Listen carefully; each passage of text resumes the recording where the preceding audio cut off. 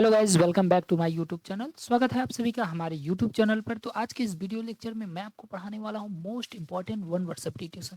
जैसा कि आप सभी लोगों को पता होगा कि इस समय हम इंग्लिश ब्लैक बुक का कंप्लीट ओडब्ल्यूएस पढ़ रहे हैं और इस वीडियो में हम लोग पढ़ेंगे सेट नंबर 16, जिसमें हम 301 से लेकर के 320 तक के ओडब्ल्यूएस को कवर करेंगे। बाकी आपको इसका फ्री पीडीएफ लेना है तो आप हमारे इस टेलीग्राम चैनल से जुड़ जाइएगा।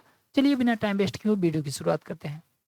पहला वर्ड आपके सामने है क्लॉक रूम। क्लॉक रूम का मतलब होता है समान कक्ष, यानी एक ऐसा कमरा जहाँ पर किसी लगेज को, क्लॉथ्स को वगैरह, मतलब इन सारी सारी चीज़ों को रखा जाता है, उसको हम क्लॉक रूम कहते हैं। याद कर लेंगे कि ऐसा रूम जिसमें क्लॉक रखी जाती है, घड़ी रखी जाती है, वो क्या होगा? वो समान कक्ष होगा, लगेज रूम कहलाएगा। ठीक है, इंग्लिश मीनिंग देख सकते हैं। A room in a public building where outdoor clothes or luggage may be left, यानी एक ऐसा पब्लिक बिल्डिंग का एक कमरा जिसमें आउटडोर क्लॉथ्स आर लगेज, यानी सामान को रखा जाता है, यानी जिसमें कपड़े और सामान को रखा जाता है, उसको हम क्या बोलेंगे? क्लॉक रूम बोलेंगे। ओके, नेक्स्ट वर्ड आपका है क्लक। क्लक का मतलब होता है मुर्गे की वाग, यानी जो मुर्गा कुड़कुड़ कू बोलता है उसको हम इंग्लिश में बोलते हैं क्लक। ओके, तो हम इसको इंग्लिश में बोल सकते हैं साउंड ऑफ हेन। Okay, the sound of the sound made by हेन, यानी हेन के द्वारा निकाली गई या मुर्गे के द्वारा निकाली गई आवाज क्या कहलाएगी? आपकी क्लक कहलाएगी। ओके, नेक्स्ट वर्ड आपका कोस्ट। कोस्ट का मतलब क्या होता है? समुद्र तट। तो आप लोग इसको अक्सर सुनेंगे, कोस्ट गार्ड एक मतलब डिफेंस डिपार्टमेंट है कोस्ट गार्ड, यानी जो समुद्र के किनारे सेना होती है उसको हम कोस्ट गार्ड बोलते हैं। तो कोस्ट का मतलब हो जाएगा समुद्र का किनारा, समुद्र तट। इंग्लिश मीनिंग देख सकते हैं लैंड, ऐसी जमीन बिसाइड अ सी जो समुद्र के किनारे पर होती है उसको हम कोस्ट बोलते हैं। ओके, नेक्स्ट वर्ड आपका है कोबवेब। कोबवेब का मतलब होता है मकड़ी का जाला, यानी हम कह सकते हैं मकड़ी का घर, क्योंकि मकड़ी जो होती है वो अपने जाले में ही रहती है। तो कोबवेब का मतलब क्या हो जाएगा? मकड़ी का घर। इंग्लिश मीनिंग देख सकते हैं आई स्पाइडर्स होम, यानी स्पाइडर का घर। नेक्स्ट वर्ड आपका है कॉकपिट। कॉकपिट का मतलब क्या होता है? कॉकपिट का मतलब होता है वायुयान में चालक कक्ष, यानी जो एरोप्लेन होता है, एरोप्लेन में स्पेशली एक अपार्टमेंट बना होता है, विशेष करके जो चालक होते हैं उनके लिए, तो उस चीज़ को हम इंग्लिश में बोलते हैं कॉकपिट। और इसके लिए एक शब्द और भी आता है हैंगर। हैंगर का मतलब होता है विमानशाला, यानी जहाँ पर विमानों को रोका जाता है उसको हैंगर बोलते हैं। ठीक है, चलिए इसका इंग्लिश मीनिंग आप देख सकते हैं आई small compartment in an aircraft for pilot, यानी एक छोटा सा कंपार्टमेंट इन एन एयरक्राफ्ट, एक एयरक्राफ्ट में फॉर द पायलट, पायलट के लिए क्या कहलाएगा? आपका कॉकपिट कहलाएगा। ओके, नेक्स्ट वर्ड आपका है कॉकटेल। कॉकटेल का मतलब होता है मिश्रित शराब, यानी शराबों का जब मिश्रण कर दिया जाता है उसको हम कॉकटेल बोलते हैं। इसको अब इसमें एक मूवी शायद बनी हुई है ना, कॉकटेल, अक्षय कुमार की है। तो कॉकटेल का मतलब होता है मिश्रित शराब, यानी जब शराबों को मिला करके एक मिश्रण बना दिया जाता है उसको हम कॉकटेल बोलते हैं। इंग्लिश मीनिंग देख सकते हैं अ ड्रिंक, एक ऐसी drink usually made from mixture of one or more alcoholic drinks, यानी एक ऐसी ड्रिंक जिसमें एक या एक से अधिक शराबों का मिश्रण होता है उसको क्या बोलते हैं? कॉकटेल बोलते हैं। नेक्स्ट वर्ड आपका है कोडिसिल। कोडिसिल का मतलब क्या आता है? वसीयतनामे के बाद परिवर्तन पत्र, यानी जैसे कोई आदमी वसीयतनामा बनाकर चला गया, वसीयतनामा में भी परिवर्तन हो सकता है, किसके द्वारा? कोडिसिल के द्वारा। तो कोडिसिल का मतलब हो जाएगा आपका वसीयतनामे के बाद परिवर्तन पत्र। इंग्लिश मीनिंग देख सकते हैं एन इंस्ट्रक्शन, एक इंस्ट्रक्शन दैट इज एडेड, जो ऐड किया जाता है लेटर बाद में, टू विल, यानी विल का मतलब क्या होता है? वसीयतनामा usually to change a part of it, इसके कुछ पार्ट को चेंज करने के लिए क्या बोलेंगे? कोडिसिल।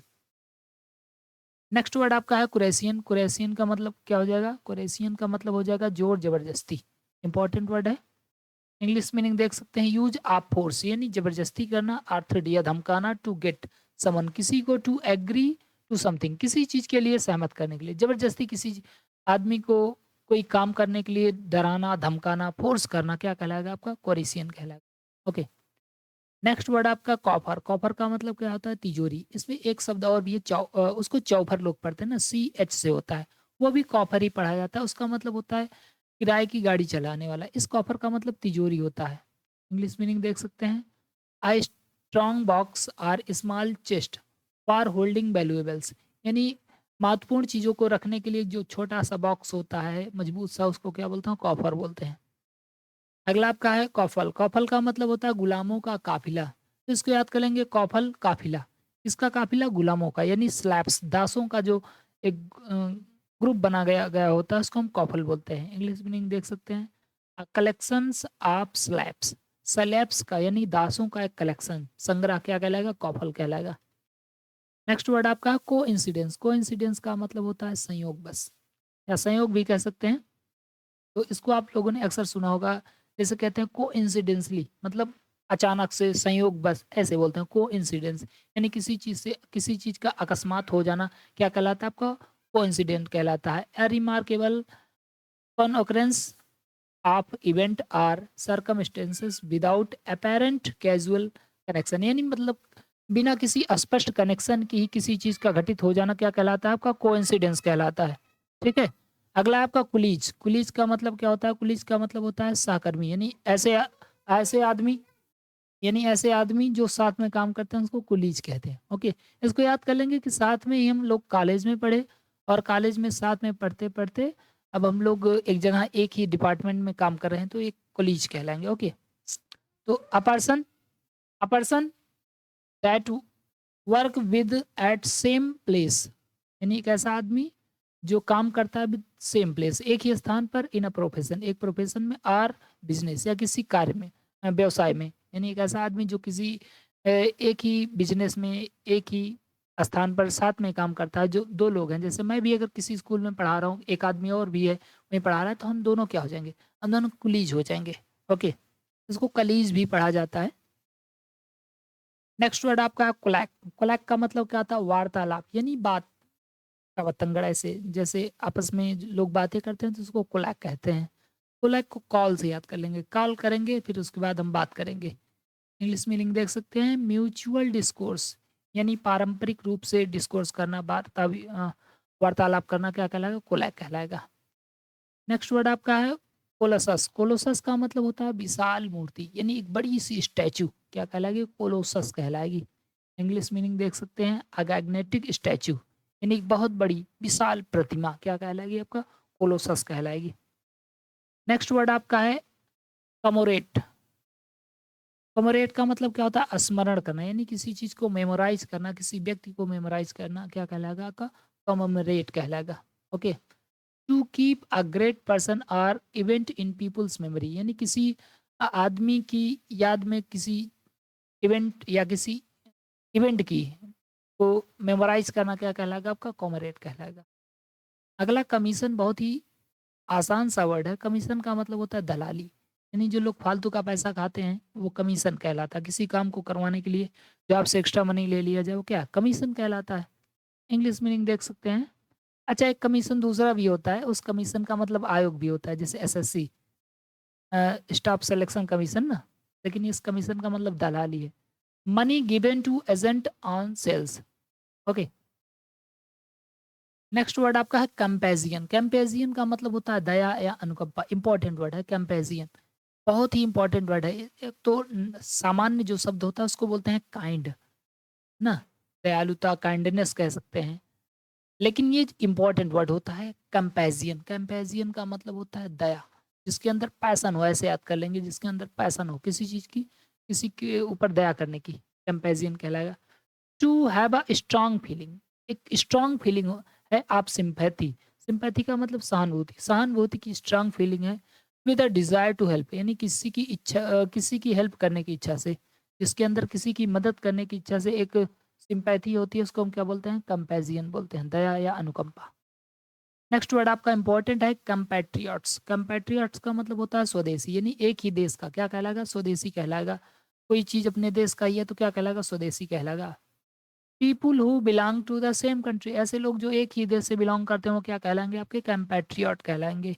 ओके, कंपैट्रियट का मतलब स्वदेशवासी या स्वदेशी। अगला आपका कंपेयर, कंपेयर का मतलब होता है समाचार कार्यक्रम उद्घोषक, यानी हम इसको कह सकते हैं कि एक ऐसा पर्सन जो किसी रेडियो पर, टेलीविजन पर किसी कार्यक्रम को प्रस्तुत करता है वो कंपेयर कहलाता है। इसके लिए एक बहुत इंपॉर्टेंट वर्ड आता है, क्या है जो लोग कार्यक्रमों को होस्ट करते हैं, अभी याद नहीं आ रहा है, बहुत ही इंपॉर्टेंट वो वर्ड है, उसको भी हम कार्यक्रम उद्घोषक ही बोलते हैं। अ पर्सन, एक ऐसा person who introduce the performance or contestants in the variety of show, यानी किसी शो में जो परफॉर्मेंस या किसी कार्यक्रम को इंट्रोड्यूस करता है उसको क्या बोलते हैं, कंपेरर बोलते हैं। ओके, नेक्स्ट वर्ड आपका है कंप्लेसमेंट। कंप्लेसमेंट का मतलब होता है आत्मसंतुष्टि। तो इसको याद कर लेंगे, कंप्लेसमेंट किसी का प्लेसमेंट हो जाए। ओके, सॉरी कंप्लेसेंट लिखा है ना, कंप्लेसेंट, तो हम पढ़ेंगे कंप्लेसमेंट, यानी किसी का प्लेसमेंट हो जाए तो वो आदमी क्या हो जाएगा, अपने आप में एकदम आत्मसंतुष्ट हो जाता है एकदम, अब उसके अंदर कोई डिजायर नहीं रहती है। तो कंप्लेसेंट का मतलब आत्मसंतुष्ट हो जाना। Satisfied with no desire to change और इम्प्रूव, यानी अब वो सेटिस्फाइड हो चुका है विद नो डिजायर, अब उसके अंदर डिजायर नहीं टू चेंज करने की और इम्प्रूव या सुधार करने की, क्या कहलाएगा का, कंप्लेसेंट कहलाएगा। ओके, तो गाइज अगर वीडियो पसंद आए तो प्लीज़ वीडियो को लाइक करें, नए हो तो चैनल को जरूर सब्सक्राइब करें। बाकी आपको इसका पीडीएफ लेना है तो आप हमारे टेलीग्राम चैनल से जुड़ जाइएगा। Thank you so much. जय हिंद, जय भारत।